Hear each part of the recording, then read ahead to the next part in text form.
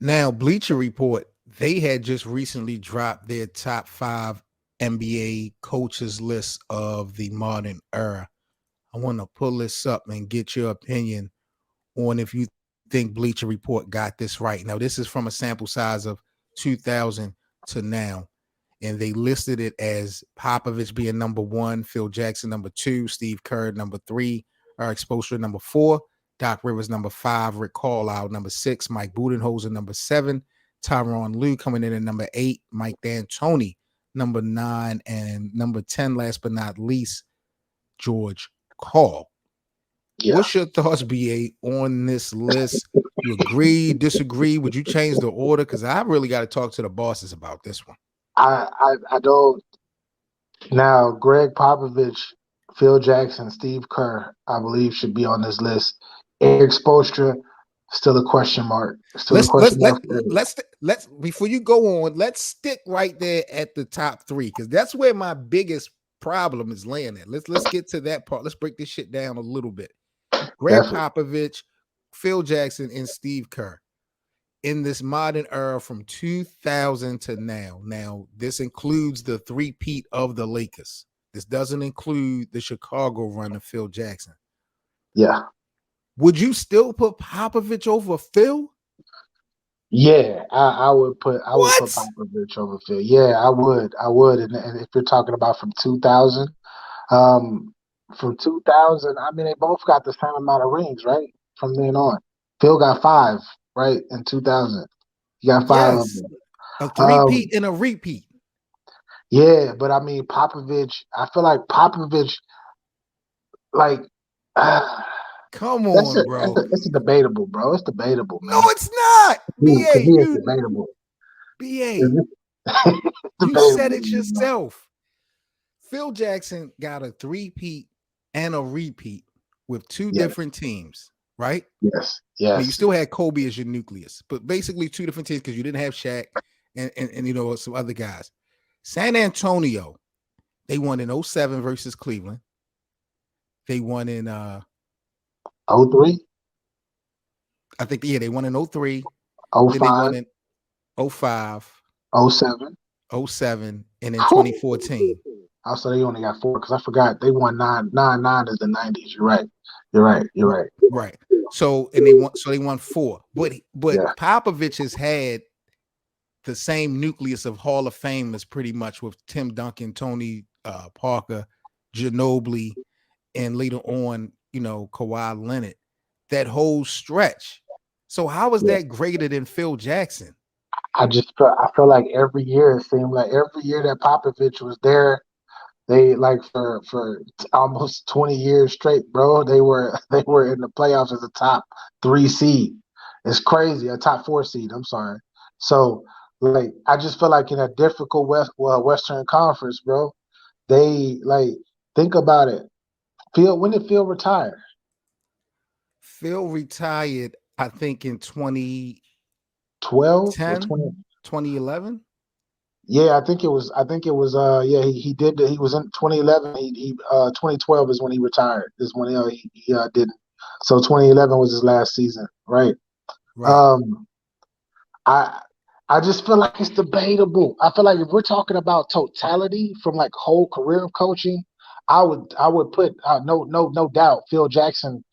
He's undisputed over Greg Popovich to me, like overall body of work. But if we're talking about specifically from 2000, bro, it's debatable, bro. It's like a 1A 1B type of joint. Like you could put either or from the 2000 specifically. Oh my God, BA. So I don't see how you think it's that clear. Just because of a 3P to 2P. Yeah, and with 2 different teams. So yeah, but I mean, he had multiple different teams too, though, with multiple different people step up, didn't he? That's true. But let me ask you this, because Phil Jackson never lost the champion. Well, wait a minute. When did Detroit beat the Lakers? In Phil Jackson lost twice. Yeah, it was 2000 and that was 2005. Right. Hold up, no. Was that 2004?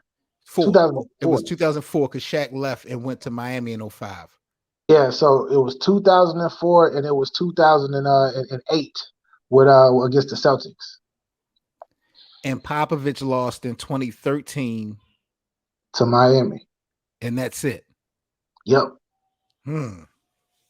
So it's like to me, it's debatable, bro. That is a great that's a great discussion. Who is number one? Because none of no doubt, them two are the top two. They are definitely the top two. Now, Black Sheep, the thing is, we talking about Bleacher Report, they dropped their top NBA coaches list from the modern era, basically 2000 to present. That's why Pat Riley is Yeah, not listed amongst these. So we basically just looking at, these top three at first, seeing if they got it right. Now, Steve Kerr, do you feel like Steve Kerr would be number three? that's a great question. I feel like Steve Kerr would. I feel like he would definitely be number three. I Over would Eric definitely put him Spoelstra? there. Yeah, yeah. Because Steve Kerr, where is he at? How many rings he got now? Steve Four, now has four. four, and Spoelstra got two.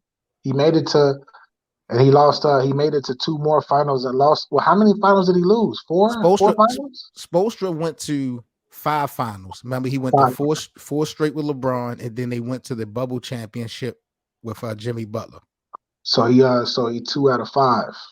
So he Right, lost three. Yeah, right. Spoelstra is a dope coach, but I don't think he's better than I won't put him over Steve Kerr. Steve Kerr has dominated the 2010s specifically.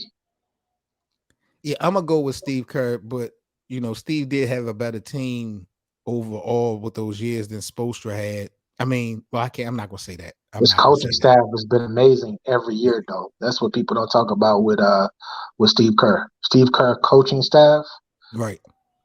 is amazing. Like they're ex head coaches who did all right on other teams, but like yeah, he gets the top assistant coaches year in and year out to come follow. Doc Rivers being at number 5 is Ah, iffy to me. If we that's too talk high. about win-loss records in the regular season, I see why.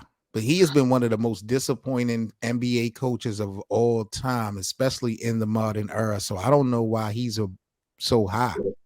We're talking about we are talking about the one coach who stopped Tim Duncan from joining Tracy McGrady and Grant Hill in Orlando That's true. just because just because he couldn't bring his wife, or was it his mom? It was somebody on his flights.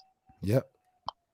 I'm not a big Doc Rivers fan. I'm not going front. I believe that Doc Rivers is top 10, but I can see I can see Tyrone Lue higher than him.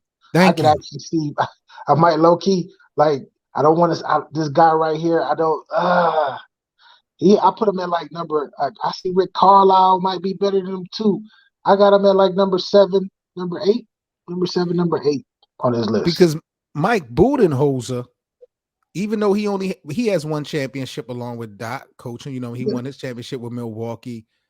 He was successful in Atlanta. I mean, he did well as far as wins in Atlanta. You know what I mean? Mike Budenholzer is not no slouch. yeah.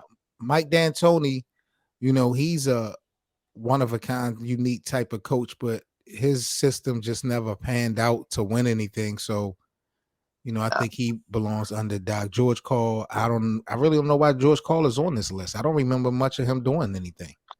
Yeah, George Karl. I think George Karl was He from had from Denver with yeah Melo and them. Denver. He spent what he spent like 9 seasons, I believe, in Denver. They made it to the playoffs probably about 7 or 8 out of those times, and Right. they had a trip to the Western Conference Finals a few times as well. So I can see why he's on his list, but actually, I don't think D'Antoni, and George Karl. I don't even know if they belong on his list. I Hmm. got my research. Like I hate to say it like that, like I'm a hater, but I got to do my research on that on them. Yeah, I got to look at I forgot his name, but the former head coach of the Toronto Raptors, the one who won the championship, and then they let go the next year. You said they let him go. I thought he was still there. That's Nah, the white dude with the glasses. He won. I thought a black. Wait a minute, Nah, he won I thought it was a black. the current coach that's with them now won the championship. He was a rookie head coach when he won. Nurse. Nick Nurse. Yeah. Right. I'm sorry. The coach that they had the year before Nick Nurse had won the coach of the year and they still let him go. That's what Exactly. happened. Okay, so he didn't win the championship. Okay, because I Yeah. wanted to consider him. Okay, all right, so he didn't win the championship. If we want to keep it funky, I would put Pat Riley over D'Antoni and George Karl. Because remember, he won him a one championship too in 2000s as a No, head coach. not Pat Riley. Yeah. Oh, in 06. Yeah. Yeah. That's a fact. That's a fact. Mm-hmm. I forgot that. And and they went to the Eastern Conference Finals the year before in Shaq's first year. Yeah, and Larry Brown. Why Larry Brown ain't on this list? That's another one, bro.